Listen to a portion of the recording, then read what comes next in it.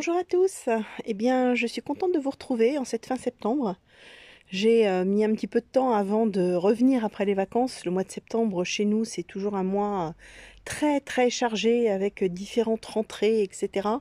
Donc, je peux pas dire que le potager passe après parce qu'il bat encore son plein. Mais j'ai moins le temps pour faire des prises de vue, des vidéos, etc. Mais donc voilà, on arrive fin septembre, le rythme commence à être pris. Je ne résiste pas à l'envie de vous montrer mes jolies fleurs de septembre qui sont les fameuses astères et puis les anémones du Japon. Ça fait toujours des petits tableaux absolument magnifiques et qui sont complètement pris d'assaut par les dernières abeilles. Voilà, ça c'est vraiment des fleurs que je mets un petit peu partout dans le jardin parce que j'en raffole. Et puis on va faire un tour du potager, donc je vous emmène et on va commencer par le premier grand chantier que je mets en œuvre, qui est la réfection de la fraiseraie, parce qu'on avait quand même 3 plates-bandes de fraisiers. D'ailleurs je vous les montre tout de suite, là il n'y en a plus et là il y en a encore. On a eu très peu de fraises cette année. Je pense que, bon, il y a d'une part le fait que mes pieds de fraises commençaient à être un peu âgés. Ils avaient 3 ou 4 ans, ça dépendait des pieds. Et puis quand j'ai arraché les pieds, j'ai vu la qualité de la terre et je me suis demandé comment est-ce qu'on avait pu espérer avoir des fraises dans une terre aussi pauvre. Alors ma terre, elle est pas mal, mais là on voyait bien qu'il n'y avait plus rien dedans. Donc c'était une bonne idée de les changer. Et comme eh bien, mes 2 bacs devant la serre ne donnent pas tellement, j'ai été un peu déçue par le type de récolte que j'ai pu avoir là-dedans, donc j'ai décidé d'y mettre des fraises. Alors pour le coup, j'ai vraiment amendé la terre, je l'ai transformée, j'ai rajouté plein de trucs, du fumier de cheval, du compost, du fumier de poule, etc., etc. Et j'ai bâché. Alors je ferai une vidéo un petit peu plus précise sur ma façon de planter des fraisiers et comment je vais les gérer. L'avantage des bacs, c'est que je pourrais mettre des châssis. Alors je ne sais pas encore si je vais mettre des tunnels ou des châssis, je ne sais pas trop, mais je vais pouvoir travailler le caractère un peu précoce de la récolte de fraises et puis les forcer un petit peu à partir du mois de mars. Et puis ce que vous voyez à côté là, c'est des tailles de mon fameux sureau. Alors mon sureau, c'est un arbre que j'aime énormément. C'est vrai qu'il nous donne habituellement, ça n'a pas été le cas cette année, mais bon, il nous donne habituellement vraiment des quantités de baies stupéfiantes avec lesquelles on fait de délicieuses gelées. Mais en fait, le problème du sureau, c'est que même s'il a l'air de rien hors saison, en pleine saison, en fait, il pousse énormément et toutes les plates-bandes qui sont dessous sont quasiment à l'ombre. Et donc ça ne me plaît pas du tout. Donc ce que j'ai fait, c'est que j'ai fait des boutures. J'ai fait plein de boutures et je vais replanter des sureaux ailleurs, mais celui-ci, je l'enlève. Alors je peux pas enlever les pins qui sont derrière parce que ils sont utiles, ils apportent un peu d'ombre au potager en pleine saison, donc ça je vais les laisser. Je ne suis même pas sûre d'ailleurs de ce que je vais faire exactement, de la place que je vais gagner, c'est pas grand chose, mais le sureau il peut pas rester là, c'est pas possible. Donc il part, il s'en va, et puis j'en mettrai un autre ailleurs. Alors cette partie-ci qui m'avait donné tant de mal à travailler, mon genou s'en souvient encore, hein, a produit cette année, c'était pas mal. Alors j'avais mis des courgettes. Peut-être que la terre n'était pas assez riche pour les courgettes, mais enfin j'ai quand même eu quelques récoltes. Et j'avais mis des courges. Et la courge, ça avait très bien marché. Je mettais régulièrement des tas de trucs au pied, hein, donc voilà, je sais comment ça marche les courges. Le seul problème, c'est qu'elles ont été récoltées hors saison, donc je n'en ai pas eu énormément sur ce pied-là. Et puis pour cette deuxième partie en fait de temps de culture, les cultures d'automne, j'ai replanté des blettes. Alors celle-ci, elle a été transplantée parce que je l'avais semée ailleurs et puis en fait c'est ici que je la voudrais. Donc j'ai mis d'autres pieds et puis j'ai fait de la mâche aussi. Donc eh ben elle est levée, elle a levé à une vitesse incroyable. Et puis là j'ai mes poireaux d'hiver qu'il faut que je désherbe d'ailleurs. Et qui sont pas mal. Alors ce sont les poireaux que j'ai semés, non pas les plants que j'ai achetés. Et ben ils sont assez jolis, hein, donc c'est vraiment chouette. Les autres, je vous les montrerai un petit peu plus loin, ils sont très bien aussi. Je les ai protégés au printemps, donc je n'ai pas la mouche. Je croise les doigts parce que franchement, c'est la première fois que j'ai des poireaux qui ne sont pas infestés. Et donc voilà les deux plates-bandes sur lesquelles j'ai passé mon temps. C'est pas rien hein, d'arracher des fraisiers, c'est quelque chose. Et donc voilà, là j'ai vraiment amendé et je m'apprête à y mettre des navets. Alors j'ai déjà fait l'expérience de commencer des navets en plaques pour les transplanter après, ça a bien marché. Donc là j'ai recommencé parce que c'est quand même un travail qui est assez dur et je veux dire, de retravailler les plates-bandes, ça m'a quand même demandé pas mal de boulot, donc je savais que je serais en retard pour semer des navets, donc je les ai commencés en plaques et on verra ce que ça donne. Hein. Et puis ici c'est la première plate-bande que j'ai faite tout de suite en arrivant et tout ce que j'ai mis dedans est déjà sorti. J'ai fait deux choses, j'ai fait des épinards, ils sont déjà bien sortis. Et là j'ai ressemé des navets, mais bon, vous voyez, ils sont pas très avancés. Et j'ai aussi mis des radis noirs. Ils sont pas sortis du tout pour l'instant. Peut-être qu'ils étaient un peu vieux, donc voilà. Mon sachet disait pourtant ça allait encore, mais voilà, rien n'est sorti. Alors j'ai mis un tout petit peu de foin. On ne peut pas dire que ce soit un paillage, c'est juste, voilà, j'ai parsemé légèrement du foin et ça c'est pour éviter les croûtes de battance. Même si j'en ai un peu, je trouve que ça évite quand même que ce soit trop catastrophique. Or on a quand même des pluies qui passent comme ça tout d'un coup, paf.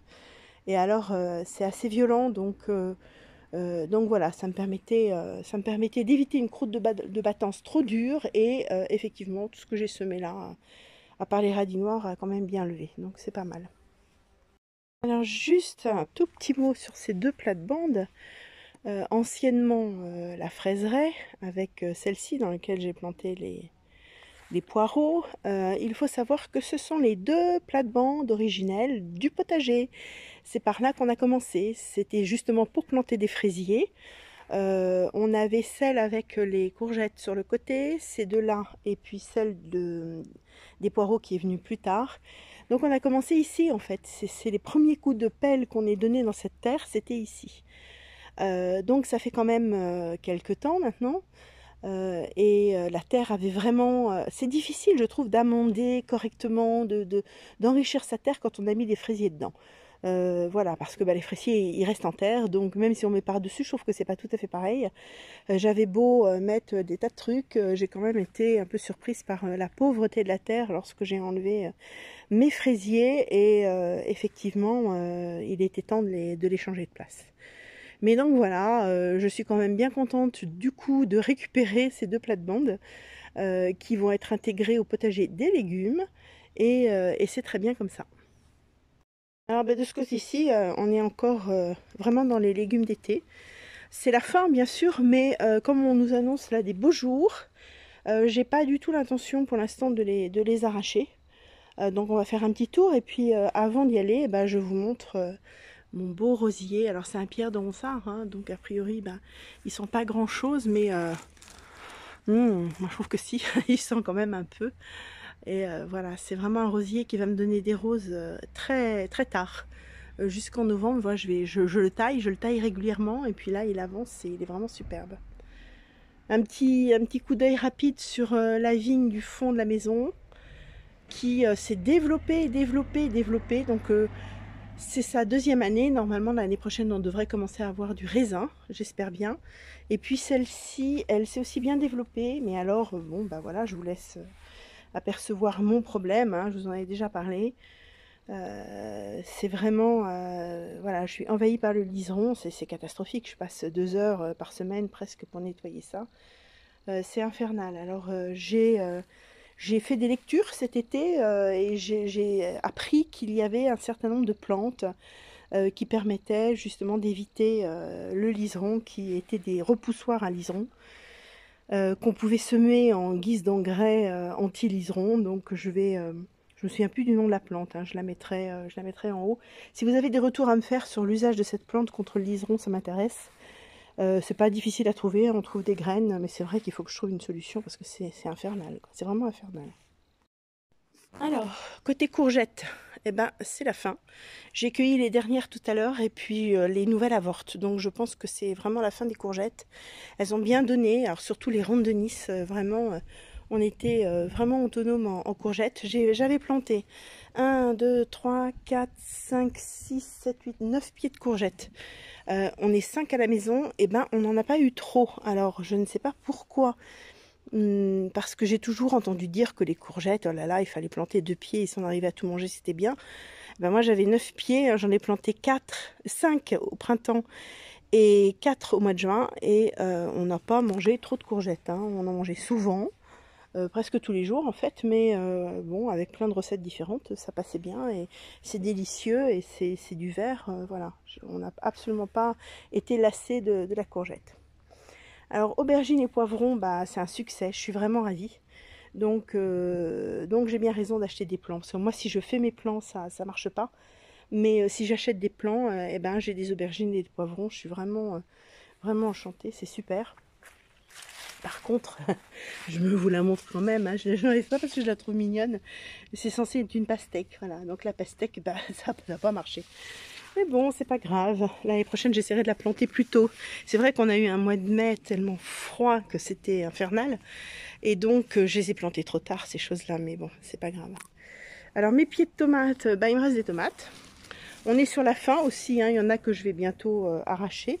Mais voilà, tant qu'il fait beau et que j'ai des tomates, même si je sais qu'elles ne mûriront pas, je les laisse quand même dehors au maximum. Là, il y en a quand même 3 que je vais bien réussir à récolter.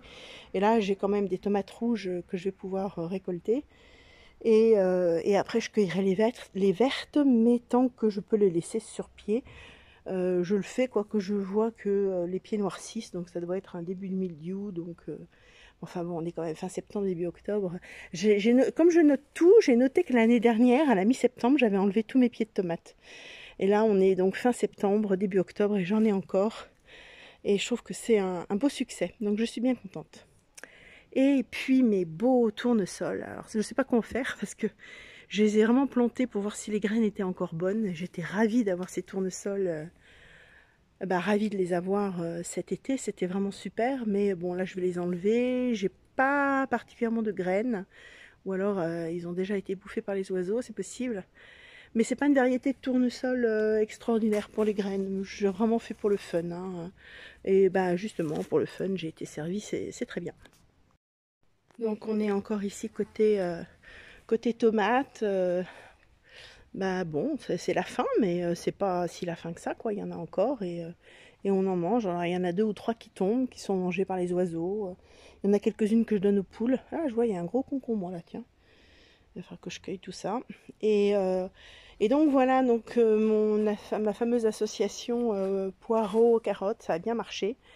Alors j'ai des carottes, j'ai déjà commencé à cuisiner mes carottes. J'ai un rang que j'avais réussi à diviser, à démarier, et un rang, j'avais pas eu le courage. C'était la fin de l'été, et franchement, le début de l'été, au contraire, j'étais épuisée, donc j'ai pas démarié mes carottes, alors on va voir ce que ça donne, c'est pas grave, c'est pas grave. Si je mets des carottes dans mes poireaux, c'est surtout pour les poireaux, parce qu'on m'a dit que l'odeur des carottes faisait fuir la mouche du poireau. Alors je sais pas si ça marche, mais en tout cas cette année je n'ai pas eu la mouche, hein, donc j'ai des poireaux qui sont superbes, donc je suis très très contente. Et puis ici, c'est quelque chose que j'ai fait en rentrant de vacances, pour voir. Alors j'avais mis des choux, je n'ai pas réussi mes choux cette année, ça n'a pas fonctionné. Donc je les ai mis sous voile. Bon, je me fais quand même dégommer quelques choux par les limaces, mais d'une manière générale, bah, ils sont pas si mal. Et puis je crois que j'ai réussi à sauver 2 laitues. Sur les 15 que j'ai plantées ici, j'avais acheté des... Non, mais c'est même pas une laitue. Ah si, il y en a une là, oui. Sur les 15 que j'avais plantées, elles sont toutes fait bouffer. Merci les limaces. Donc les laitues, voilà, cette année, on les achètera. Tant pis. J'ai relancé une petite terrine de graines, de semis, mais je trouve que ça avance pas très très vite. Donc voilà. Alors ici, on a récolté tous les petits marrons. Bon, il ne me restait pas beaucoup. Et j'ai encore des butternuts. Alors il y en a 4. Ils ne sont pas très très gros. Enfin, il y a celui-ci qui est pas mal. Il y en a encore un là-bas et puis un de l'autre côté. C'est pas mal. Alors je les ai pas goûtés encore, mais pour l'instant je les garde. Donc je suis assez contente, ça a bien marché. Mais c'est vrai que sont pas énormes cette année. Bon, j'ai eu aussi beaucoup de mal à les faire partir avec ce froid polaire du mois de mai. Tous ces légumes-là ont eu du mal. Les choux, les courges, c'était quand même pas évident. Donc, on fera avec. Comment vous dire les plâtrés de framboises qu'on se fait en ce moment? Mais c'est absolument incroyable. Puis alors, elles sont bonnes, elles sont délicieuses. Ce sont les framboises héritage. Je peux pas m'empêcher d'en manger une. Là, je viens de travailler dur. Donc, vraiment, ces framboises, c'est un régal. Ça m'arrive bien sûr d'en picorer de temps en temps après avoir travaillé dur au potager, mais de manière générale, je les récolte, j'en fais profiter la famille. Donc voilà, les tomates, ça va bientôt être bye bye. J'ai plein de bourraches qui se ressemaient, donc ça je suis très contente. Donc les tomates bye bye, et puis les concombres, ça va être pareil.